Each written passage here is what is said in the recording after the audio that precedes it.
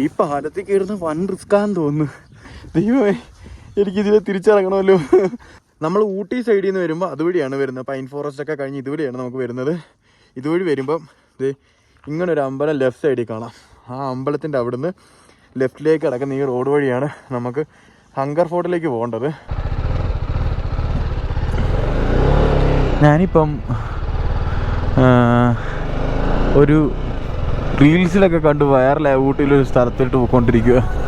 Hunger fort tea എസ്റ്റേറ്റോ അങ്ങനെന്തോ ആണ് സ്ഥലത്തിൻ്റെ പേര്.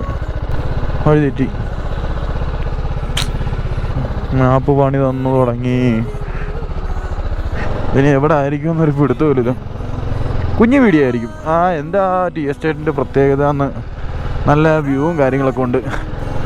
അപ്പം അതൊന്ന് കണ്ടുപിടിച്ചിട്ട് ഇടുന്ന ഒരു കുഞ്ഞു വീഡിയോ ആയിരിക്കും ഇത്. നമ്മുടെ ടോയ് ട്രെയിൻ പോകുന്ന റൂട്ടൊക്കെ നോക്കിയേ, എന്നെ അടിപൊളിയാന്ന്. ട്രെയിൻ മാത്രം വന്നില്ല, പക്ഷെ അതും കൂടെ അത് കാണാൻ പറ്റിയിരുന്നെങ്കിൽ അത് കംപ്ലീറ്റ് ആയേനെ. ഇപ്പം ഇല്ലെന്ന് തോന്നുന്നു. 4:30 ഇനി 4:30 6:30 എങ്ങാണ്ടേ ഉള്ളൂ ഇനി അടുത്ത ട്രെയിനിങ്. അതുകൊണ്ട് അത് കാണാൻ പറ്റിയില്ല.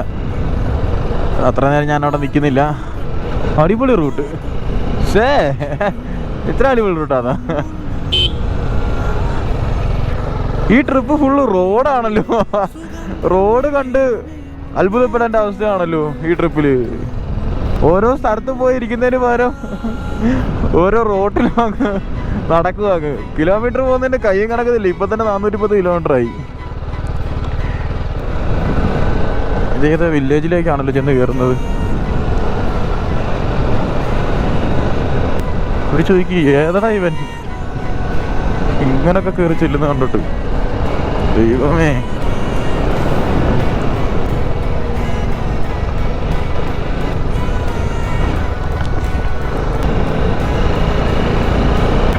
ശരിക്കും ഇതൊക്കെയല്ലേ ഊട്ടിയിലെ മെയിൻ വഴി. നമുക്ക് ഇങ്ങോട്ടാ ഏതൊക്കെയോ വഴി കൂടെ കയറി ഏതൊക്കെയോ സ്ഥലത്തേക്ക് പോകുന്നുണ്ട്. ഇതൊക്കെ കറക്റ്റാണ് തമ്പുരാന് മാത്രം അറിയാം. നമുക്ക് പോകേണ്ട റൂട്ട് തന്നെയായി കാണിക്കുന്നത്. അതായത് ഗൂഡല്ലൂർ റൂട്ട് തന്നെയാണ് ഇപ്പോൾ ഈ ഹങ്കർ ഫോർട്ടും കാണിച്ചിരിക്കുന്നത്. അപ്പോൾ വലിയ പ്രശ്നമില്ല, വഴി തെറ്റിയാലും അതുവഴി അങ്ങ് പോവാം. ഇന്നലെ ഞാൻ തിരക്കിയപ്പോൾ ആരോ പറഞ്ഞു പൈൻ ഫോറസ്റ്റിൻ്റെ അതുവഴി ഒരു റൂട്ടിലാണ് ഇത് പോകേണ്ടത്. എനിക്കൊന്ന് റൂട്ട് കറക്റ്റാന്ന് തോന്നുന്നു കേട്ടോ. മേളിൽ കാണുന്ന പൈൻ ഫോറസ്റ്റാ. ഇതെന്തോ ഡാമോ എന്തോ ആണല്ലോ. കാമരാജർ ഡാം. അടിപൊളി. എരുമയാണോ ഇപ്പോൾ ഓടിപ്പോകുന്നത്? ആണെന്ന് തോന്നുന്നു.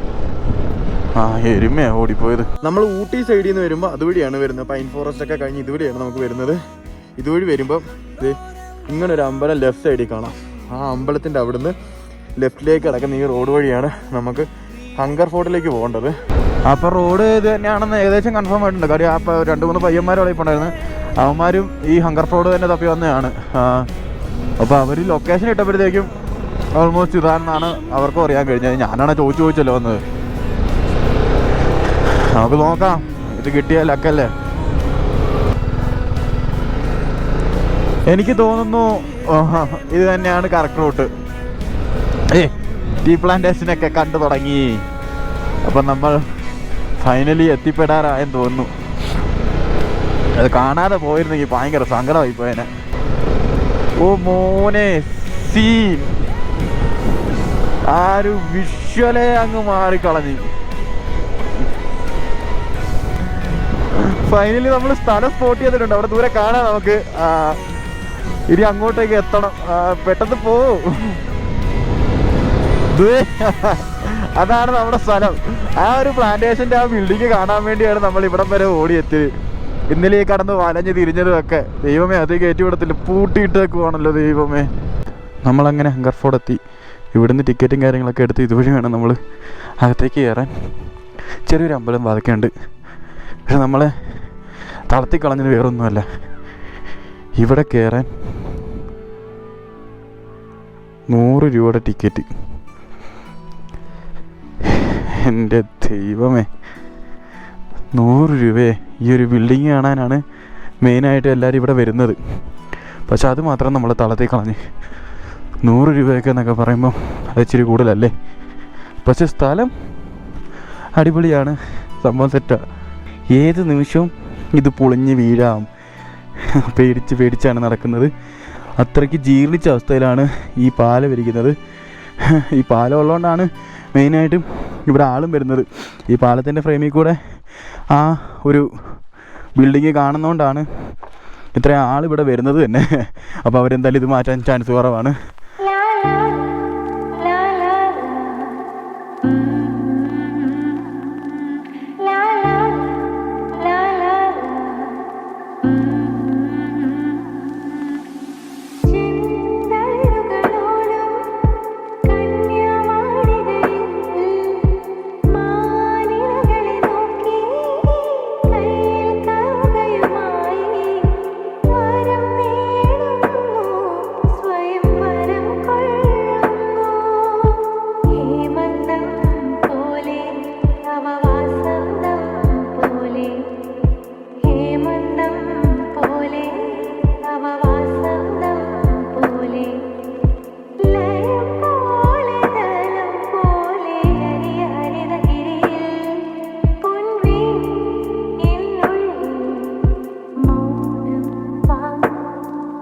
നമ്മൾ അതുവഴിയാണ് നടന്നു വന്നത്.